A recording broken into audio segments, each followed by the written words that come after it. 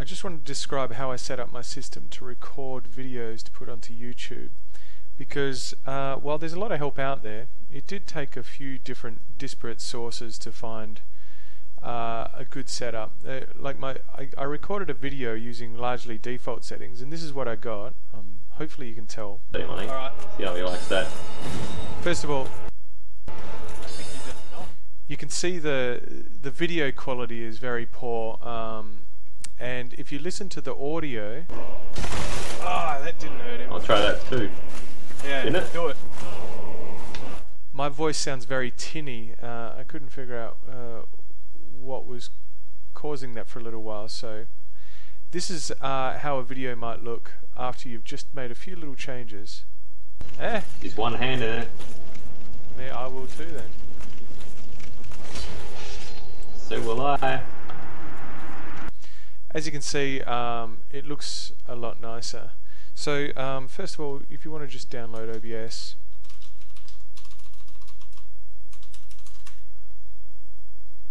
it's simple enough. I'm using 64-bit Windows. I just downloaded the 64-bit version.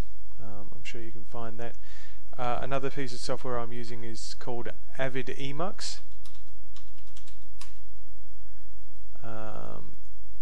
It's free, it's quite simple, it doesn't look nice, but this is what I use to edit together the videos before, if I want to cut segments out of them or whatever.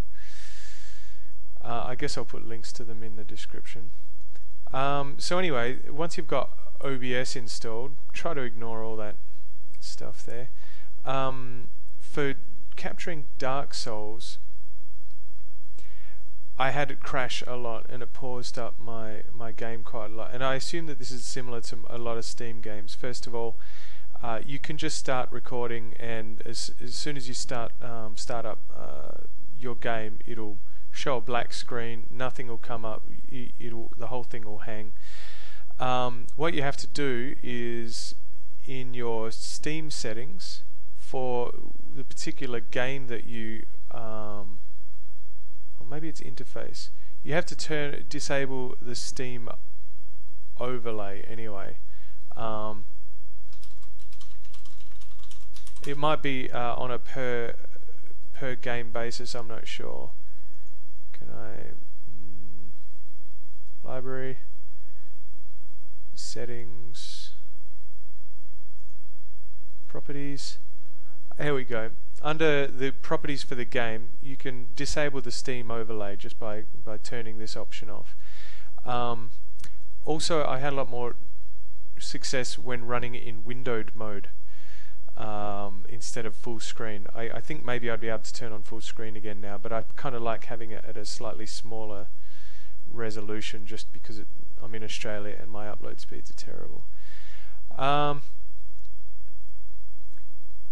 If you want to come up with some good default settings, you can just search for Twitch OBS settings.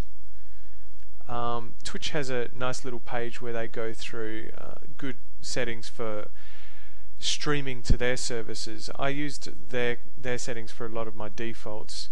It didn't have everything that I needed, but it just gave me a bit of a heads up on what might be important and what wasn't. A lot of it doesn't really matter though. The main thing that I had to do in order to fix the graphics glitching was go into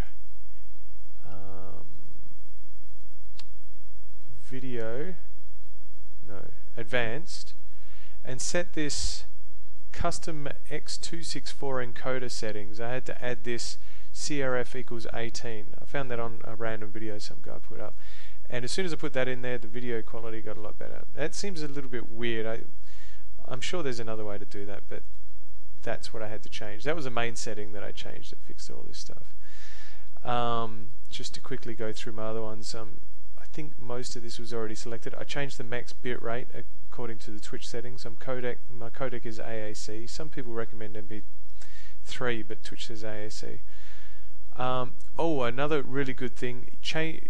So I bought myself a nice big hard drive. by default this Twitch will stream to a FLV or FLAC or something like that format. If you just change the extension here under broadcast settings where it's saving the videos to, just change the extension to MP4, OBS will automatically start saving it as an MP4 file. That'll save you a lot of transcoding later on, which I couldn't even really get to work very nicely. I'm recording my audio directly through my headset. I think that's probably the main thing. You can mess around with these gates. I probably should do that. I haven't experimented too much with the audio. One other thing, I've enabled video capture device here, but I've disabled the audio input because it's already capturing the audio through my machine. I think if you go into settings, audio,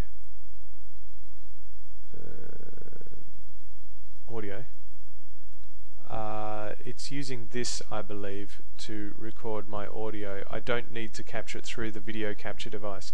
If you set it up in the video capture device, you get some weird clicking sounds, or at least I did anyway. By the way, I didn't experiment with a whole lot of other applications. I used OBS.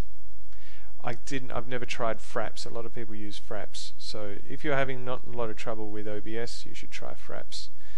I'm also not streaming to Twitch, but I believe that that's just a matter of in settings, broadcast settings, choosing live stream, and just read the Twitch settings, and they'll tell you how to what to put into here for your account.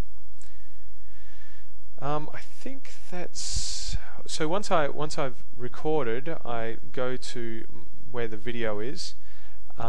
Say this is a pending Dark Souls one that I made. I'll open up Avidemux. Now Avidemux isn't fantastic, but it allows you to chop and change things together. As you can see, I open it up here. You can basically scroll to any point you want. I don't find this thing to be particularly useful. There might be better ways of doing it.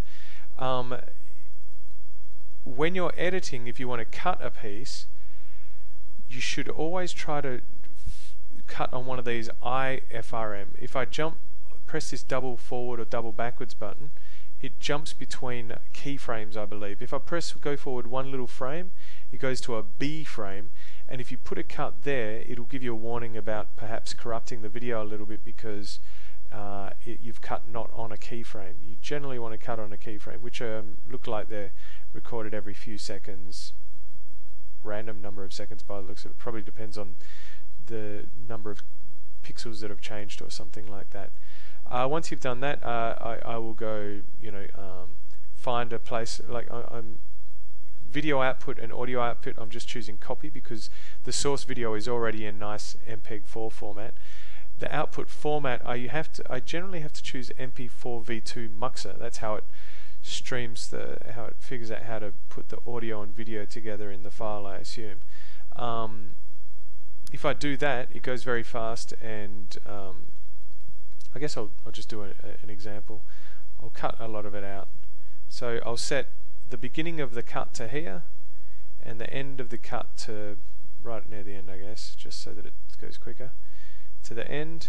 No, it doesn't take that long. So that, and then I click save. Oh, I didn't actually change. Yeah, I did.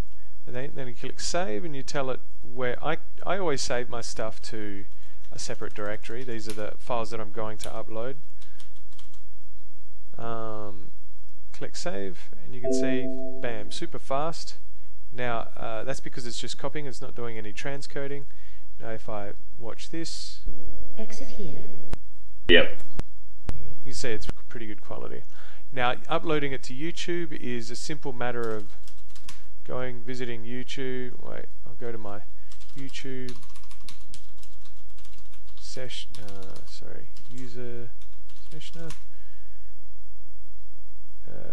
Videos, and you can see, or playlists or whatever. It doesn't actually, you just click on this upload button, the moment you drag and drop the file into here, it'll start uploading it, and you can start entering all the details for it. Like if I'll do it now. Okay, it immediately starts uploading. As you can see, it's very slow for me. Add it to a playlist that I've created. Advanced settings. You can, if you want to set the video location, recording date. What do I usually set? I leave most of it as it is. You can disable comments and things like that if you want. And then when it's finished uploading, or at any time, you can click publish. Once it's finished uploading, it'll also process it. YouTube also has an editor of its own.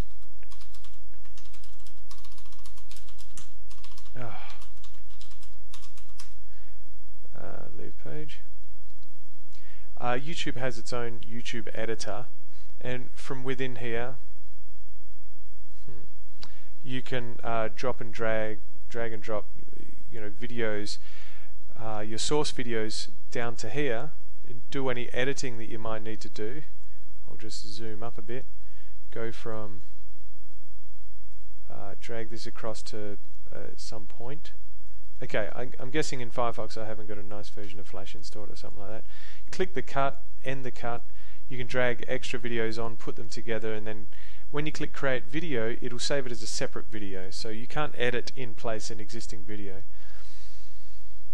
I think that's about it. To be honest, I can't actually remember what I did to fix my audio. I think I just stopped capturing my audio from the video capture device. I'm capturing directly from my... Oh yes, no, I just remembered. There's a setting somewhere in Windows,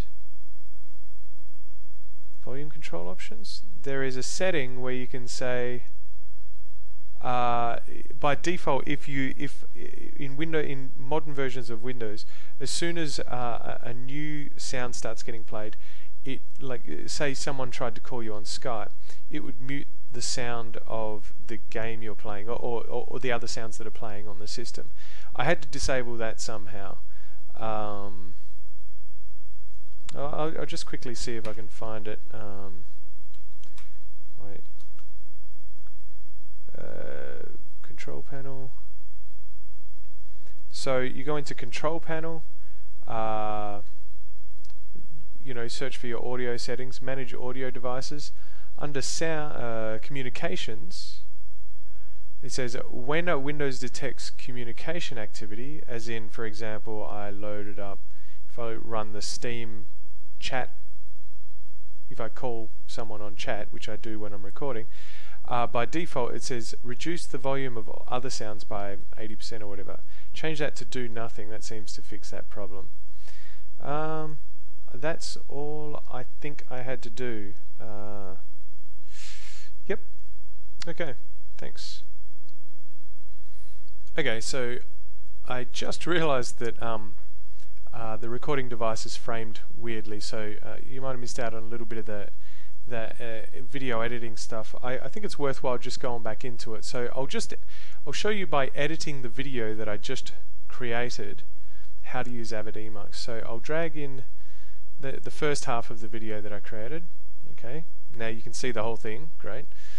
I have a note here that I want to delete from 12:26 to 13:30. Now that was when I was bumbling around looking for the audio configuration settings. So we'll go up to 12:23, I guess.